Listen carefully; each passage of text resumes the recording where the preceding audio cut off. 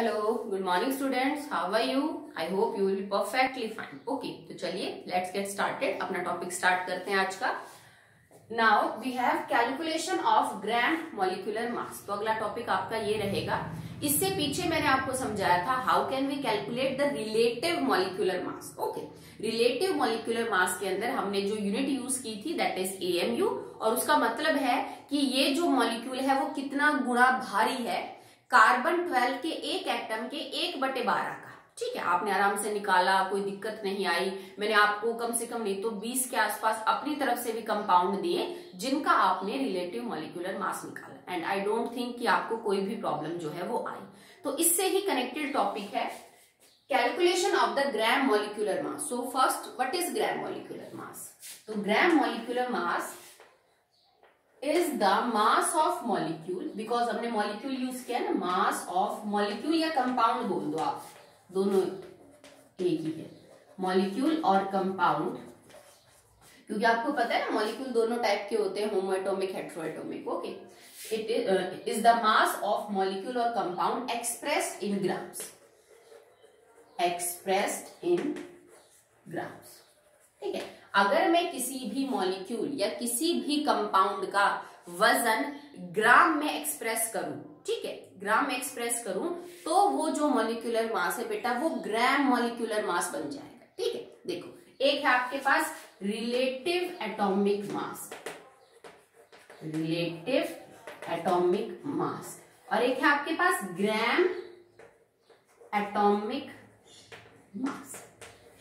ठीक है, अभी हमें मॉलिक्यूल पढ़ा रहे हो बट ये दोनों टर्म्स भी आपको यूज करनी पड़ सकती है। सो रिलेटिव एटॉमिक मास क्या है? एटॉमिक मास किसी भी एलिमेंट का, ठीक है, कि वो कितना गुना भारी है कार्बन 12 के एक एटम के मास के 1/12 के। ठीक है, अगर उस मास को मैं ग्राम में एक्सप्रेस कर दूं तो now it becomes gram atomic मास। ठीक है, किसी एलिमेंट का जो मास होगा ना बेटा उसको हम बोलेंगे एटॉमिक मास, जबकि किसी मॉलिक्यूल और कंपाउंड का जो मास होगा ना उसको बोला जाएगा मॉलिक्यूलर मास। ठीक है, तो अगर मैं कोई कंपाउंड या मॉलिक्यूल देखूं, ओके, तो उस टर्म में मैं बोलूंगी रिलेटिव मॉलिक्यूलर मास या फिर ग्राम मॉलिक्यूलर मास। अगर मेरा जो जिसका मुझे निकालना है वो कोई कंपाउंड या मॉलिक्यूल है, अगर जिसका मास मुझे निकालना है वो कोई एलिमेंट है, तो या तो मैं उसका रिलेटिव एटॉमिक मास निकाल लूंगी या फिर ग्राम एटॉमिक मास। ठीक है, नंबर दोनों का सेम है बट यूनिट डिफर करेंगी जिससे वो अलग हो जाएगा। जैसे मैं आपको सिंपल सा एग्जांपल देती हूँ,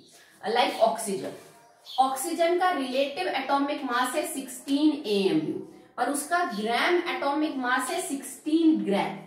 the mass expressed in the grams is known as gram atomic mass, क्योंकि वो एक एलिमेंट का है। ठीक है, पर ये दोनों अलग अलग है। मैं आपको पहले की वीडियोस में ये चीज समझा चुकी हूँ। 16 AMU is not equal to the 16 gram. समझ रहे हो आप? ठीक है, आप ये नहीं कर सकते, इस चीज को यू बिल्कुल भी मत लेना बेटा कि मैं कह दूं मैडम एक तो मेरे पास 1 kg वजन है और एक मेरे पास 1000 ग्राम है। मैडम यूनिट अलग है बट एक्चुअली में दोनों सेम है। ठीक है, वो सेम कब है? जब इनके ये डाटा अलग अलग है। समझ रहे हो? हमने तो ये दोनों सेम ले रखे हैं। एक बात बताओ, क्या 16 kg 16 ग्राम के बराबर हो सकता है? नहीं हो सकता ना, तो ये दोनों बराबर नहीं है। मैं और समझा दूंगी फर्क क्या है दोनों में। ठीक है, जैसे कि नाइट्रोजन का मान लो, नाइट्रोजन का ग्राम एटॉमिक मास है 14 AMU, जबकि उसका एटॉमिक मास है ग्राम्स के अंदर दैट इज 40 ग्राम। ठीक है, कार्बन का AMU के अंदर हो जाएगा 12 AMU, जबकि उसका ग्राम एटॉमिक मास होगा 12 ग्राम। ये डिफरेंस है। ठीक है, अगर मैं बात करूं रिलेटिव मॉलिक्यूलर मास की, तो पानी का रिलेटिव मॉलिक्यूलर मास है H2O का 18 AMU, जबकि उसका ग्राम मॉलिक्यूलर मास होगा 18 ग्राम। समझ रहे हो? ठीक है, ये फर्क है दोनों के अंदर। तो अब हम इसको निकालना सीखेंगे, calculation of the gram molecular mass. Okay, चलिए पहले उससे हम ये देख लेते हैं कि actually what is the difference between like this 18 mu and 18 ग्राम। समझाया तो पहले भी था, अगर आप भूल गए तो एक बार दोबारा से रिपीट कर लेते हैं। देखो, 18 mu means 1 molecule of water is 18 times heavier then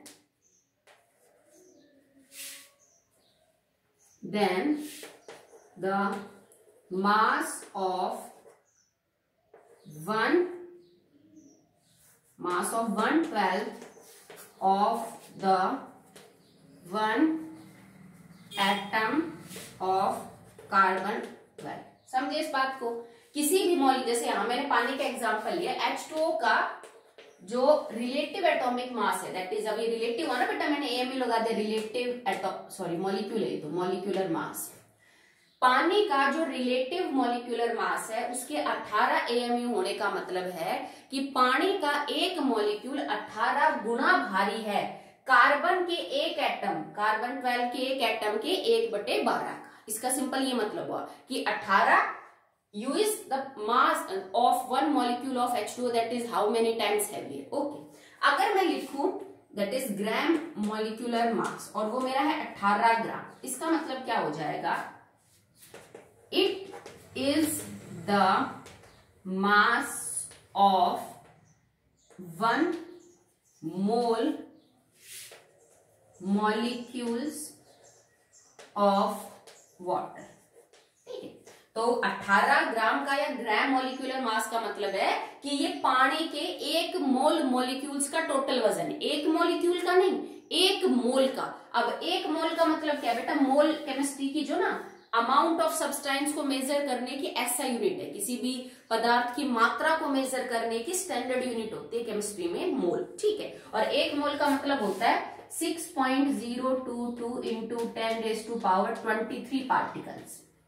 ठीक है, जैसे मैं यूं कह दूं मेरे पास 1 मोल संतरा है तो मेरे पास इतनी संतरा है। अगर मैं कह दूं मेरे पास 1 मोल केले हैं तो मेरे पास इतने केले हैं। ठीक है, तो जिस भी चीज का आप ले रहे हो वो पीछे उतनी हो जाएगी। ठीक है, जैसे 1 दर्जन केला तो 12 केले, 1 दर्जन ऑरेंज तो 12 ऑरेंज। ठीक है, तो केमिस्ट्री में 1 मोल का मतलब होता है ये नंबर, इसको हम एवोगैड्रोस कांस्टेंट बोलते हैं साइंटिस्ट के नाम के ऊपर। 6.022 इंटू 10⁻23। ठीक है, अब मैंने क्या लिखा? 18 gram is the mass of 1 mole molecules of water, मतलब इतने मॉलिक्यूल्स का टोटल वजन है जाके 18 ग्राम। सो 6.022 इंटू 10⁻23 molecules have 18 ग्राम मास। तो एक बात बताओ, ये दोनों सेम कैसे हो सकते हैं? यहाँ तो हम एक मॉलिक्यूल के वजन की बात कर रहे हैं, यहाँ पे हम कितने ज्यादा मॉलिक्यूल ले रहे हैं, तो जाहिर सी बात 18 ग्राम तो बहुत बड़ा है as compare to the 18 AMU। ये सब के लिए बिल्कुल ऐसा ही रहेगा। ठीक है, आप कोई भी मॉलिक्यूल चेक कर लो, यही मतलब निकलेगा उसका। जैसे कार्बन का रिलेटिव मॉलिक्यूलर मास है बेटा 44 AMU, जबकि उसका ग्राम मॉलिक्यूलर मास है 44 ग्राम। इसका मतलब क्या हुआ कि कार्बन डाइऑक्साइड के इतने मॉलिक्यूल्स का टोटल वजन है इतने ग्राम, जबकि इसका मतलब हुआ कि कार्बन डाइऑक्साइड का एक मॉलिक्यूल 44 गुना भारी है। किससे? 1/12 1 एटम ऑफ कार्बन 12 आइसोटोप। ठीक है, ये मैंने बता दिया आपको मॉलिक्यूलर मास के केस में। ठीक है, ऐसा ही आप बेटा एटॉमिक मास के केस में भी कर सकते हैं। बात समझने की है, रटने की बिल्कुल भी नहीं है। ये अभी बेसिक है बिल्कुल, जो आपको अभी क्लियर हो गया तो आपको कभी कोई दिक्कत नहीं आएगी। अभी रटोगे तो बेटा 2 महीने बाद ही भूल जाओगे। ठीक है, देखो now what is the difference between relative atomic mass and gram atomic मास। अब मैं लिखती हूं कि भाई मैग्नीशियम का जो है ना वो रिलेटिव एटॉमिक मास है 24 AMU, जबकि उसका ग्राम एटॉमिक मास है 24 ग्राम। इसका मतलब क्या हुआ कि मैग्नीशियम का एक एटम 24 गुना भारी है कार्बन 12 के एक एटम के 1/12। समझ गए? ठीक है, इसका क्या मतलब हुआ? अब आप कहोगे इट इज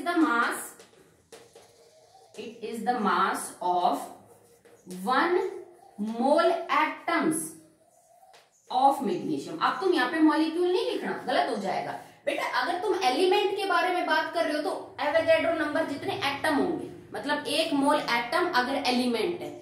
अगर तुम मॉलिक्यूल या कंपाउंड की बात कर रहे हो तो 1 मोल मॉलिक्यूल हो जाएंगे। समझ रहे हो? ठीक है, इसका मतलब है कि अगर मेरे पास मैग्नीशियम के 6.022 इंटू 10⁻23 एटम्स है तो उन सब का जोड़ आपस में मिला के 24 ग्राम आएगा। मॉलिक्यूल नहीं, एटम्स, क्योंकि मैग्नीशियम एक एलिमेंट है। सोडियम, हाइड्रोजन, कार्बन, नाइट्रोजन, ये सब एलिमेंट है। तो एलिमेंट्स के मास को ग्राम एटॉमिक मास बोलते हैं, और ये होता है उनके 1 मोल एटम्स का वजन। ठीक है, अगर कोई मॉलिक्यूल और कंपाउंड है तो उसको ग्राम मॉलिक्यूलर मास बोला जाता है, और वो किसी भी मॉलिक्यूल के 1 मोल किसी भी मॉलिक्यूल के लिए 1 मोल मॉलिक्यूल्स का जो वजन है वो होता है। मुझे उम्मीद है आपको पूरी तरह से समझ में आ गया होगा कि डिफरेंस क्या है। ठीक है, तो चलिए अब निकलना स्टार्ट करते हैं।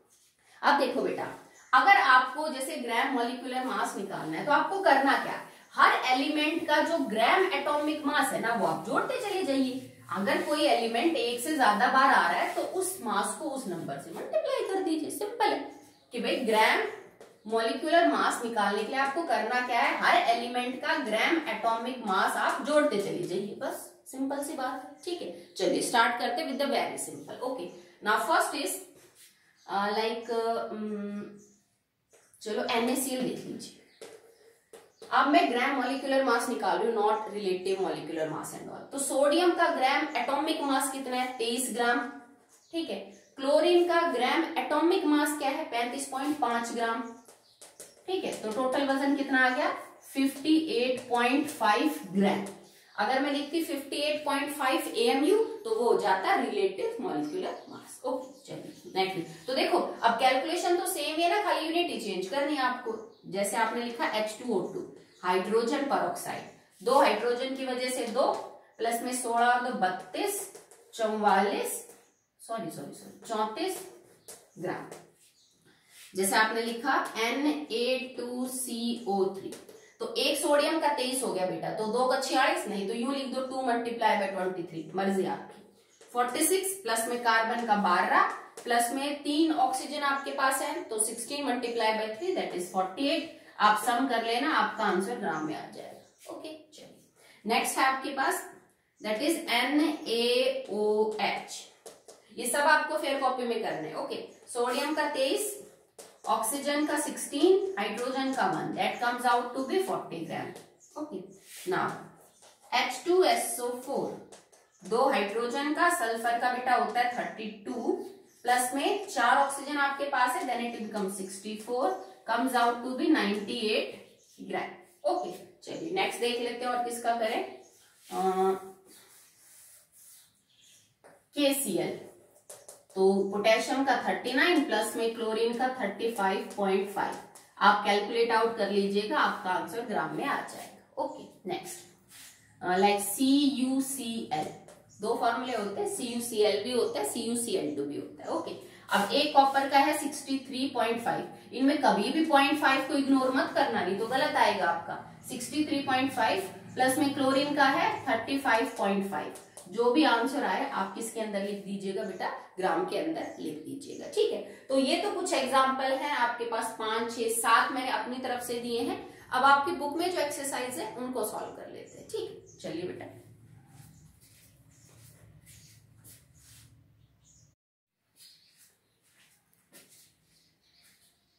नेक्स्ट क्वेश्चन देखिए बेटा। जैसे अभी हमने NaCl का निकाला था ना, तो NaCl का बिकॉज ये आयनिक कंपाउंड है तो 58.5 ग्राम इसका फॉर्मूला मास भी बोल सकते हैं आपको इसको, या फिर आप इसको ग्राम मॉलिक्यूलर मास भी बोल सकते हैं, नो प्रॉब्लम।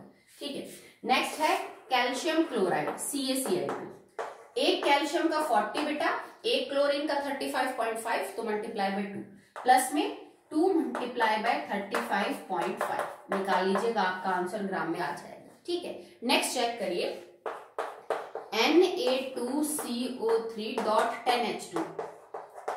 ठीक है, वॉशिंग सोडा है ये, तो 2 सोडियम का कितना हो गया, 2 मल्टीप्लाई बाय 23 प्लस में एक कार्बन का 12 प्लस में 3 मल्टीप्लाई बाय एक ऑक्सीजन का 16 एंड प्लस में, अब आपको एक वाटर का तो पता ही बेटा 18 होता है, तो 18 मल्टीप्लाई बाय 10 सीधा कर दो 180, आप इन सबको जोड़ लीजिएगा। ओके, नेक्स्ट है CuSO4.5H2।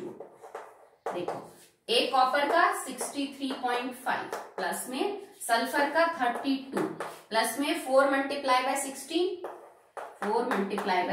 प्लस में, अब आपको पता है भाई वाटर का एक का होता है 18, तो 18 मल्टीप्लाई बाय 5 दैट इज 90। आप सीधा लिख दो 90, नहीं तो कर लो 18 मल्टीप्लाई बाय 5, कोई दिक्कत नहीं है। ठीक है, चलिए नेक्स्ट और एक्सरसाइज करते हैं आपकी बुक की।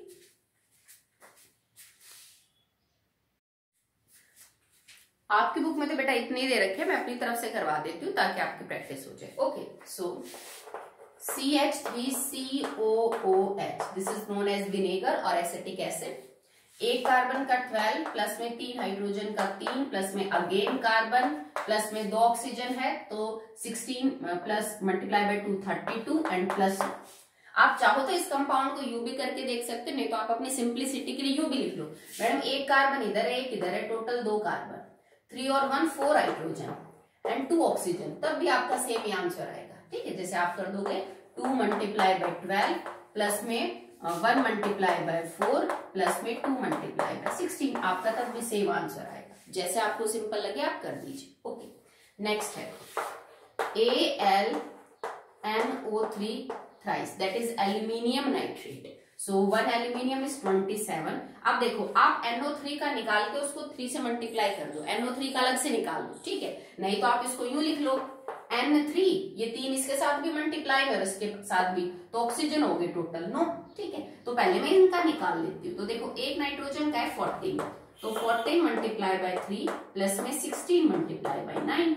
ये तो आपका एक का जो करके भी कर सकते हो, बट एक्चुअली में यहाँ तो मैंने 3 को गुणा कर दिया, तो आप सीधा का सीधा ये जो चीज है वो आप जोड़ दीजिए। 27 प्लस में 14 मल्टीप्लाई बाय 3 प्लस में 16 मल्टीप्लाई बाय 9। ये तो मैंने इन तीनों को मल्टीप्लाई करके और फिर कर लिया। आप चाहो तो यूं भी कर सकते हो, पहले NO3 का अलग से निकाल लो, नाइट्रोजन का 14 प्लस में आप 16 को 3 से मल्टीप्लाई करेंगे तो बेटा 48, इसको जोड़ के और आप इसको 3 से गुणा कर दो, बात तो एक ही है। जैसे आपको सिंपल लगे आप कर लेना। ओके, चलिए नेक्स्ट करिए FeS। ठीक है, तो आयरन के केस में बेटा इसका जो आपका मास मिलेगा दैट इज 56, ये तो सिंपल सा ही लग रहा है, एंड प्लस में 32, तो यार इसका आयरन सल्फाइड है, आराम से निकल के आ जाएगा। ठीक है, नेक्स्ट देखिए आप लाइक AgCl, तो एक सिल्वर का ना बेटा याद कर लेना, वैसे तो एटॉमिक नंबर तो काफी बड़ा है, 30 के आसपास तो बिल्कुल भी नहीं है, पर ये कुछ ऐसे एलिमेंट है जिनका अक्सर पूछ लिया जाता है। तो सिल्वर का होता है 107.9, अप्रोक्सीमेट आप इसको 108 ले सकते हैं। अगर वो मेंशन नहीं करता ना कभी किसी न्यूमेरिकल में कि बेटा 107.9 ही लो, उसको छोड़ के आप 108 ले सकते हो, कोई दिक्कत नहीं। ठीक है, तो जैसे 108 हो गया सिल्वर का, क्लोरीन का हो गया 35.5, आप इनको ऐड कर लीजिए, आपका आंसर आ जाए। ठीक है, तो आई थिंक मैंने काफी समझा दिया आपको। अब 5-7 में आपको होमवर्क दे देती हूँ, आप सब इनका ग्राम मॉलिक्यूलर मास निकालोगे। ठीक है, ग्राम मॉलिक्यूलर मास निकालना है आपको, ये आपका होमवर्क है। सब के सब मेरे को फिर कॉपी में चाहिए, एक भी स्किप नहीं होना चाहिए बेटा। ठीक, देखिए now it is CaCO3 HCOOH, this is formic acid, this is calcium carbonate. ठीक है, नेक्स्ट आपके पास है लाइक सिंपल सा ही कर लेते हैं KOH, इसके अलावा HF,